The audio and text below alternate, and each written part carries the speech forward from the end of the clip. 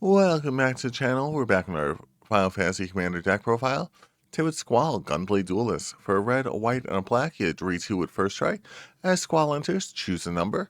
Whenever one or more creatures attack one of your opponents, if any of those creatures have power or toughness equal to the chosen number, Squall deals damage equal to its power to defending player.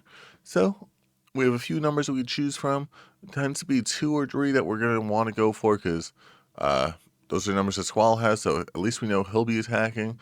It could also depend on what our opponent has on their board, because it's whenever one or more creatures attacks. Doesn't necessarily be one of our creatures, so we could keep on goading our opponent's creatures, give our opponent some creatures to attack with.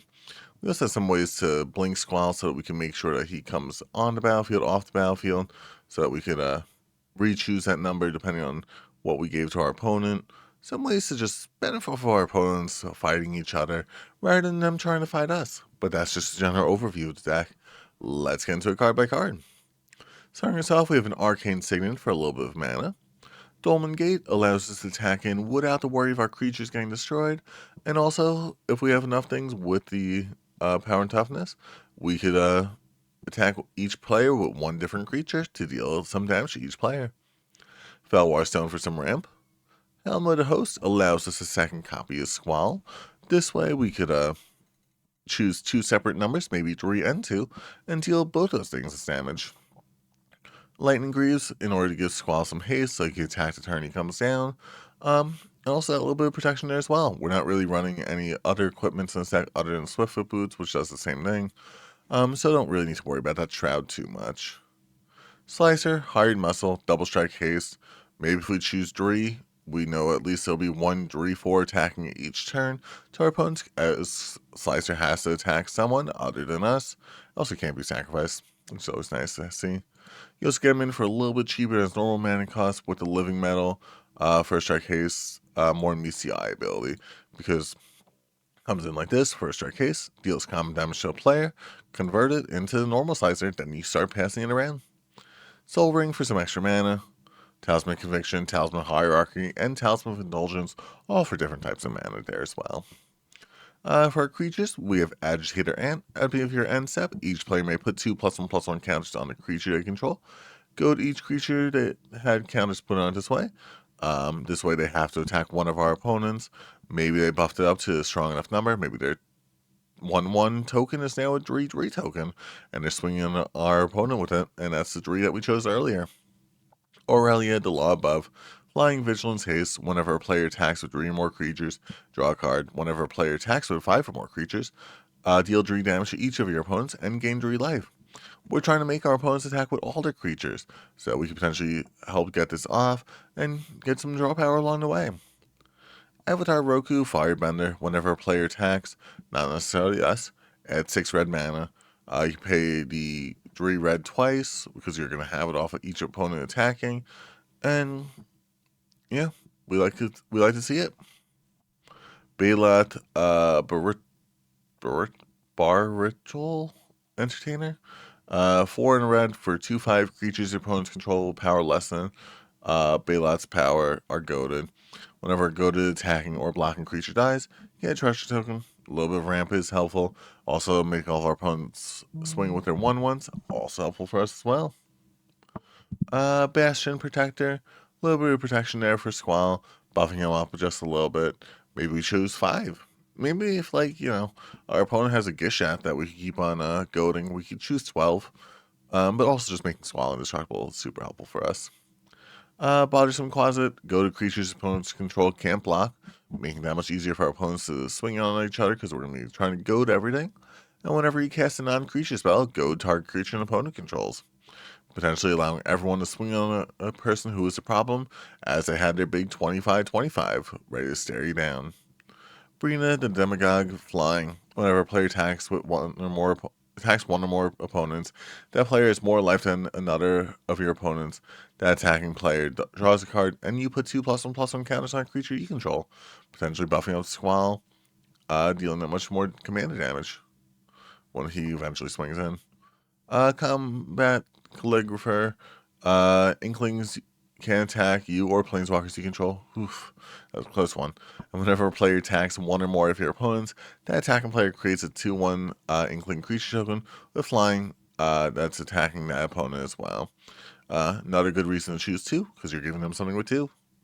Ellie Brickmaster, whenever a player attacks one of your opponents, that attacking player creates a tapped 1/1 zombie creature token.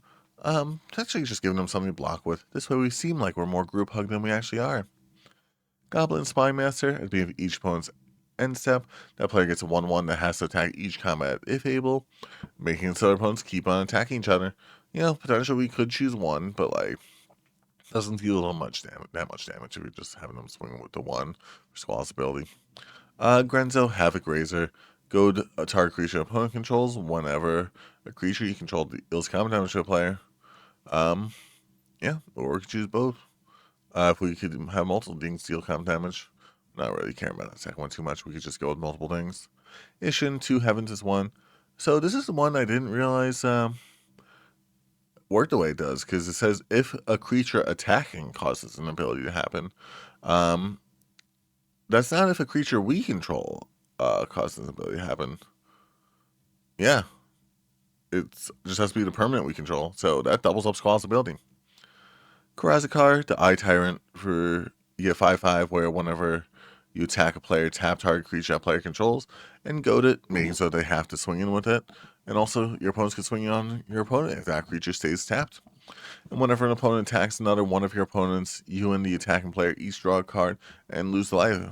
Just be careful at your life total with that sometimes. Carter, Doom Scourge, making our opponents have to swing in with all their creatures for a turn. Gives us off Squall's ability pretty nicely. Life of the Party. First strike, trample, haste. Whenever Life of the Party attacks, +X+0 until end of turn, where X is the number of creatures you control. Potentially giving our opponent a 3/1. Or if we just choose 1 and like they have like a 20 creatures on the board, that could potentially be 20 damage. Lightning, Army of 1, really good creature. First strike, trample, lifelink. We deal damage to our opponent with this creature, then we deal double damage to them for the rest of the turn. With the first strike deals damage prior to normal damage, so your normal damage goes through double as well. Morbid Opportunist for some draw power. Nelly Borka, Impulsive Accuser. Attack suspect target creature, then go to all suspected creatures. Whenever one or more creatures an opponent controls deal combat damage to one or more of your opponents, you and controller of those creatures each draw a card. Really nice draw power, especially off of us goading our opponent's creatures. Safer, Balam Rival. First strike, whenever you attack a player, go target creature that player controls. Whenever a creature attacking one of your opponents becomes blocked by 2 or more creatures, it gets Death Touch. But it also had a way to give our opponent's creatures menace. This is really good. Which, might be seeing a what's called deck profile first one soon, so stay tuned to the channel.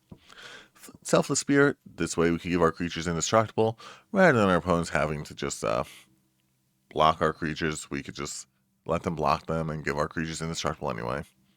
Vengeful Ancestor, another way to go to our opponent's creatures whenever this creature enters or attacks. Whenever a go-to creature attacks, it deals 1 damage to its controller. That much more, a little bit of burn, helps out. And Xantra Sleeper Agent, another creature we're making our opponents swing on each other with. And yeah, someone other than us. We can also keep passing her around. Curse of Opulence. Oh, sorry, wait. Let's go on over here, second half of that, because we're at the enchantment part. Curse of Opulence, another way to make our opponents want to swing on each other rather than us, because they're getting a gold token, which is essentially just a treasure token that doesn't have to be tapped. Duelist Heritage, giving our opponent's creatures double strike when they attack each other. We get to choose whether or not they get the double strike or not. It's like we get to choose the flow of the game just a little bit with that, which is pretty nice. Faded Firepower, this enchantment enters with X fire counters on it, which is whatever we paint into X. If a source you control will deal damage to an opponent, or a permanent that opponent controls deals that much damage plus an amount equal to the number of fire counters, which, good way to buff up that damage, a really big amount potentially. Ghoulish Impetus, enchant creature gets +1/+1 death touch and goaded, potentially making our opponents 1/1 into a 2/2 and that they have to swing in with. Also, whenever the creature dies, returns to the battlefield and attaches to something else, hopefully someone our opponent can Hopefully one of our opponents has something that we can attach it to. Otherwise we have to attach it to our own thing. Phyrexian Arena for some draw power. Popular Entertainer. Another way, go to our opponent's creatures. Whenever one or more creatures you control deal combat damage to a player. Reconnaissance, a good way to remove our creatures from combat. Well, all we have to do is swing in with those creatures. We don't necessarily have to deal combat damage with them. Rite of the Raging Storm. Creatures named Lightning Ranger can attack you or planeswalkers you control. Unless they destroy this, then that's a different story. At the beginning of each player's upkeep, that player gets a 5/1 red elemental. So, once again, good reason to choose one. This way, if they swing with that 5/1, they still get dealt the 5 to that opponent. Windcrag Siege doubles up our ability with Squall. It's if a creature attacking causes the trigger ability of a permanent you control to trigger, it happens additional time. We like that ability. Why not run multiples? Because we can. It's a commander. Chaos War for some removal. Deflecting Palm, a way to make sure if our opponents do decide to swing in on us. No, they didn't. They swing on the opponent that they didn't want to swing on in the first place. Ephemerate, just a good way to blink Squall this way in case we need to change our numbers up a little bit. Flawless Maneuvers for some protection.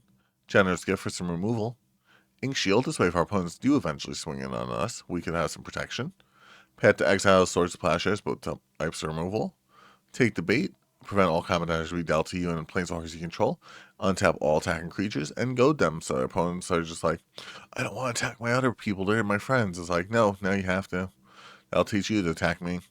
Untimely Malfunction for some redirecting of Chaos Warps onto our opponent's stuff.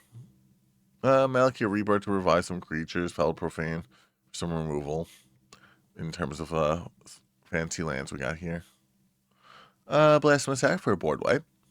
Coronation of Chaos in order to goad some creatures. This way we could make our opponents swing on each other. Cut a deal for some draw power. And also, we're playing Group Hug, right, guys? Disrupt Decorum, another way to goad all creatures. If we're helping our opponent draw some cards, we may as well make them swing with those creatures that they brought on the board. Farewell for a board wipe. Night's Whisper for some draw power. Promise of Loyalty, making our opponents choose their favorite creature and get rid of the rest. Reanimate, in order to get our opponent's best thing that they were swinging with back from their graveyard.